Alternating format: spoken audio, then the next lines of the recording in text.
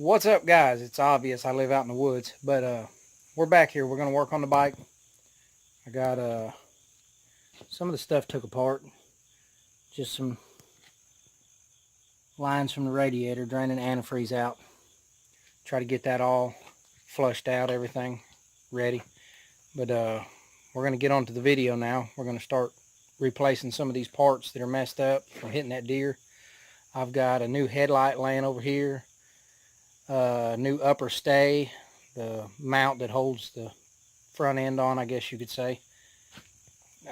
Brand new radiator I got to put on it, and that's about it for right now until we get some plastics ordered. But let's cut to it.